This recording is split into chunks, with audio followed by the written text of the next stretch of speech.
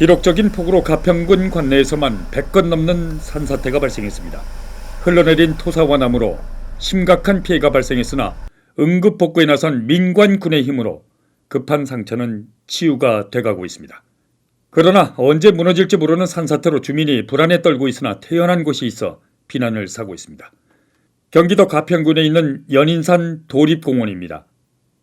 도립공원 내에 있는 한 펜션 마을입니다. 20여 개의 펜션이 밀집된 마을에서 바라본 산 정상입니다. 산 밑에 흰색 비닐로 덮어놓은 것이 보입니다. 가까이 가봤습니다. 깎아지른 절벽을 타고 흘러내리는 토사를 막기 위해 응급조치만 했습니다. 바로 옆에도 폭 30여 미터, 높이 20여 미터의 경사면을 비닐로 덮었습니다. 도대체 산에서 내려오는 물길이 어떻게 만들어졌길래 이런 사태가 발생한 것인지 산 정상으로 올라가 봤습니다. 산 정상은 터널 같은 모습이었습니다.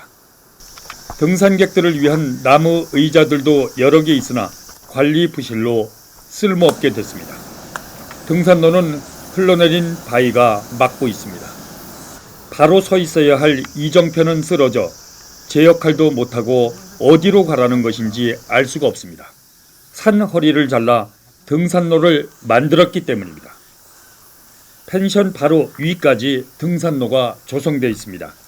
그리고 등산객 낙상 방지를 위해 안전바까지 설치했으나 오히려 더 위험해 보입니다. 등산로 바로 밑에 30여 미터 높이의 절벽이 있고 펜션들이 밀집해 있습니다. 토사가 유출되는 원인은 바로 이 등산로에 빗물이 등산로를 따라 펜션으로 흘러 들어갔기 때문입니다. 치수 대책 없이 등산로를 만든 주체가 누군지 알아보기 위해 도립공원 관리사무소 관계자를 만나봤습니다. 가평군, 가평군에서 소리길로다가 그걸 참여해놓은 거예요. 도립공원이 2005년도부터 지정돼 있는데 몇 년간은 가평군에서 운영했었잖아요. 운영을 했었어요. 비닐로 응급처치를 한 이곳은 지난 2013년 7월 29일에도 토사 유출로 많은 재산 피해를 봤습니다.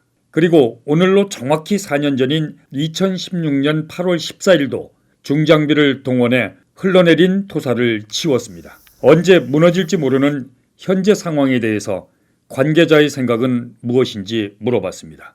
우리가 거기서 주민들이 누가 봐도 약간 불안해하잖아요. 우려스럽잖아요. 그건 저도 알아요. 그걸 알고 있는데 그것도 저도 대책 좀 어떻게 세울 거는데 위험한 것을 알고 있다면서 상부에 위험 상황조차 보고하지 않았습니다.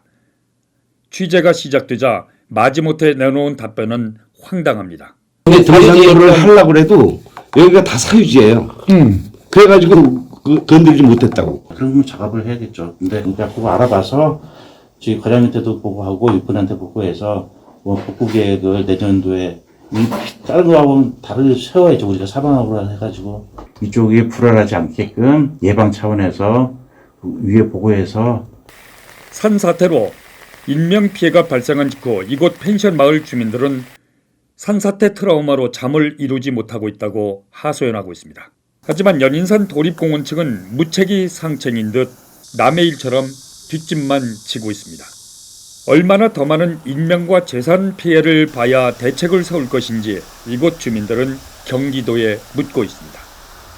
카메라 고발 정현수입니다.